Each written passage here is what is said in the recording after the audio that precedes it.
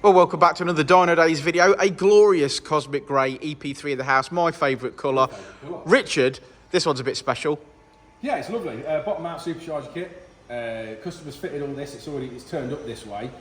We've been mandated to fit the 1000cc injectors, change the dump valve for a bigger one. As anyone that follows the channel knows, that we've fitted several before and found that it has an overboost on gear change due to the dump valve not being big enough in the kit. Yep. I still don't know why they've not addressed it, seeing as we keep bringing it to everyone's attention, but nonetheless, we're going to fit a bigger dump valve to it. Just generally check over it, make sure everything's okay, because obviously it's not to be disrespectful to anyone, but it is a home build, and things get missed, things get forgotten, and you know, and certain things like... So a little bit of a shakedown. A little bit of a shakedown. I mean, something that I noticed straight away is this is the filter here for the supercharger, but that's sitting directly on top of the gear linkage. Well, that gear linkage moves all the time when you drive that. So it'll rub through that. So it'll literally rub through that. That is only a piece of plastic. So. Excellent. Well, we'll contact the customer, let him know what we're doing and why. Yeah. And we'll see you in a bit. You excited for this one, Jeno? Yeah. You love it, don't you? Yeah. Oh look, Jeno. There's a bit of a Colt out there. I heard that running. I heard that running. Right, okay, let's crack on with it.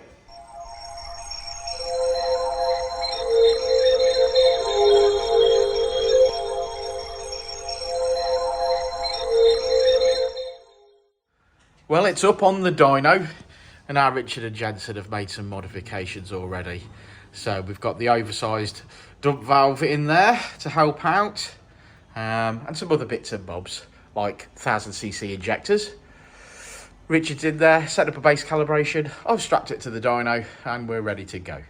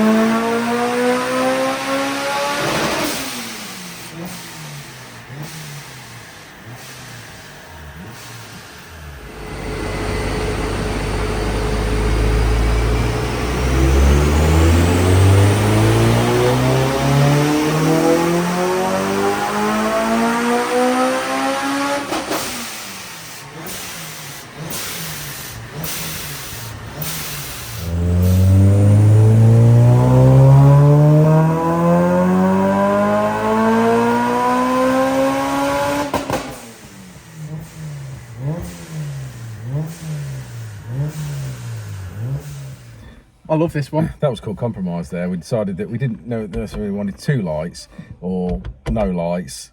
We'll go with no lights. No, I quite like that one, look. We're going with one. One light. It illuminates my face. I love this car. This is a Cosmic Grey EP3, and what's not to like about that? And then it's supercharged, and it's making boost, and it's making power. Yeah. Real nice car, this one. Low mileage, 81,000 miles. Lovely example, to be fair. And your favourite colour, which probably obviously tempts you even more than it would normally do. Has fought us a little bit, this car. I don't believe it's anything major, in my opinion, but it's just something, again, talking about superchargers, there's something to look out for. Something that me and Dan have said since we started fitting these supercharger kits, or have started fitting these supercharger kits, we were seeing some overboost issues on gear changes, and we changed to the 50mm Raceport Turbo Smart valve, and it completely eradicated that problem. This original dump valve is just too small. Now, it's like your 1990 Bailey dump valve. It's like a little Bailey dump valve that you'd put on your Renault 5 sort of scenario. It's around basically around 25mm. Yeah, it's around 25mm, and it just isn't big enough. It can't bleed off the amount of air that it needs to bleed off between gear changes. So customer took us on advice on that. and said we're going to fit the race port. So obviously we fitted the race port, welded all that into the pipe, welded up the original hole and sorted all that out. So that was part of what we were initially doing when the car got here. We swapped to 1000cc Bosch injectors because we like the Bosch injectors and we've not had a problem with them. So we were just, that's what we tune on. So we're not deviating from that. Available on the website. Yeah. So we fitted those and did that. Started the car up, had the car running. Everything sort of seemed to be okay. Took a little cranking to get going, but bearing in mind we just fitted injectors. So I thought to myself, oh, just a bit of lack of fuel or whatever. Obviously getting way back up there. Excuse me. Started tuning. And sort of fastly realised that, yeah, okay, that doesn't seem 100% right. Seems to be putting a lot of fuel in here and it's not really making a lot of difference. Now, obviously, every car's different. So for a start, you keep adding a bit of fuel or you change around and you work around things and you start doing that. And it just seemed to always be having a problem. And we got to a certain point and I kept letting out because it kept rising on the AFR. We hadn't got a fuel rail on this car, so I couldn't see what fuel pressure was or get Dan to look at the fuel pressure whilst we were running it, see if the fuel pressure was dropping off, although that's sort of where I thought it might be. Because people take the fuel pump out and then use non-submersible fuel hose if they go down that route and they perish and things like that. And so I thought it might be a problem in there. So I had the fuel pump out, had a look, and it looked like the return valve hadn't been clipped in properly. There's like, it sort of goes in and then there's two clips that go around it. And I thought one was on and one wasn't, so I thought, oh, that's got to be it. So I clipped it in, put it back together, put it back in the thing, did another pull, no, still no better. Same problem. Same problem. So I double checked the injectors because I thought to myself, right, although obviously I know the 1000cc injectors, I didn't look at them and say, oh, yes, they are. Maybe they've been boxed wrong, maybe they were 550s or something. I thought, better just double check that, belt and braces. So double checked it, no, they're 1000cc injectors. Okay, it's getting a bit weird now. So I spoke to the customer, said, I'd like to put a fuel rail and a fuel gauge on it because what that's going to allow me to do is know what the fuel pressure is doing. And then if I know the fuel pressure is dropping off, I can go back to the fuel pump assembly and start looking at that. So a hybrid racing fuel rail and fuel gauge later. Yeah, and it was sort of cranking the car. It was only on 30 psi, which seemed a little bit weird. Still struggling to start a little bit. And then as soon as we sort of got to the VTEC crossover, Dan says it just started falling, which obviously was no good. He's like, no, we're done. So yeah, okay, fair enough. Pulled the fuel pump back out again. We were told it was a DW 200 pump. The box in the car was a DW200, and here's where the interesting thing started. Yeah. It wasn't a DW200 fuel pump. No. We thought it was the box for the fuel pump, but it was the box for the original injectors, not the fuel pump. So because we've got a TTS Supercharge kit in stock here, upstairs we went, digging through the box, and found the fuel pumps that come with these kits. Yes. And it specifically says made in China on it. Made in China, and it does say made in China, and it does look a little bit I think I'm going to go with cheap. It looks a bit cheap. Looks a bit suspect. It definitely didn't have the writing on it, which is what alerted us to it in the first place. Thinking all the DW pumps have DW written on them. They're branded, and they're all branded, and it didn't have that on it. So we started questioning the fact that it's on there.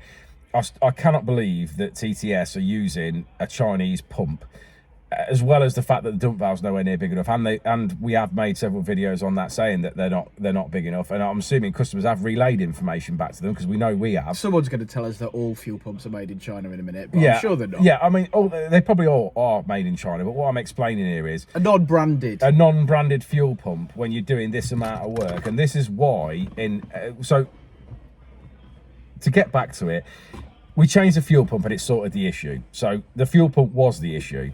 What I'm trying to explain here is that if, for example, we'd have been tuning that car and the car had left here, so let's say it had just made it through the mapping session, for example, and it leaves here and the customer takes that car out, the fuel pump wasn't not working, so it wasn't like the car wasn't going to start, but it was causing a lean spot at the top end of things and everything. So my point here is that fuel pump would have never got better, would have only got worse. Now my point, if he'd have gone and drove that car and been ripping around to 140 miles an hour, 120 miles an hour on a track day, for example, somewhere, and got the revs right round at 9,000 RPM, and that had just started to take half the fuel pressure out, therefore it's got half the fuel in the engine melted, who do you think the first person would have been that they'd have come screaming back to? That is the way that works. It would be the way it works. My car's melted, you've not mapped it properly. My point here is, when you're spending that amount of money on a supercharger kit, there's no... On your pride and joy. On your pride and joy, there's no excuse that fuel pump should fail and supply a cheap one. There's no room for that. The difference between that cheap one that's supplied in that kit and the one that's in it is at most 100 quid. And when that kit's as expensive as it is, I think that's unreasonable as far as I'm The concerned. genuine DW fuel pumps are about 110 quid. Yeah. So why isn't there one of those? Yeah, why is those in one the of those kit? kit? And then they know the dump valve's not big enough, so why are they not supplying a dump valve that is big enough? Well, we can only relay the information that we've got to our YouTube subscribers so that they know for when they're building cars when they're such building as it, that this. they've got to replace those items. Because we want you to have the best experience, and that's the I'm only just way to saying do that it. we and the customer dodged a bullet today with that fuel pump, 100%. If it hadn't have gone here, I think it would have took this engine out on the road, for sure. Yeah. And and it was brand new, and it was brand new, and it failed. It hadn't even been ran. When the car came here, the customer just fitted everything, and we got it running. So it hadn't even been ran. So that was a faulty fuel pump from the word go, wasn't it? Yeah. Faulty or not actually capable of delivering the amount of fuel? I don't know whether it's faulty or whether it wasn't capable of delivering it. But my actual point here is, though, say that had made it through this mapping session and then gone out onto the road with the customer, and then it had melted, it would have instantly been our fault because you mapped it, and therefore it's not right, and it would have been a fuel pump failure. Yeah. And nobody would have got the information afterwards to say either way. No, to disprove that either way. Thankfully, this car's gone tremendously well other than that. It has. To be fair, it's made some solid power. When we look at the graph in a moment, you're going to see the difference between an EP3 VTEC K20 and then exactly the same car on steroids. Yeah, exactly that. I mean, we've gone from 185 wheel horsepower to 350 wheel horsepower. Pow. A massive, massive difference. The amount of space underneath the graph. Yeah, it is phenomenal. Unreal, ain't it? It will truly light his hair on fire, I think. I should think so. It's a weapon, and it's a great car. Well worth the money, in my opinion, to build this. And don't get me wrong, yeah, it's such a lot of money to supercharge. A lot of people say, "Oh, I don't want to spend that amount of money." But when you look at that power graph, that's what you're spending your money on. There's 3 times as much car there now. Yeah, exactly. Yeah, fantastic car, absolutely over the moon. I think this video is going to show that that Dynodaze is really belting braces and doing that. Well, we're doing the best with what we've got. Yeah, we always are. Always 100%, and trying to look after the customer and get things done. It has been a gruel over the last 2 days to get this car done, just for like the little issues that we've been having and stuff. But nonetheless, it's come out, and we've got a really good result. Fantastic. Well, let's look at the graph. Let's have a look at that graph.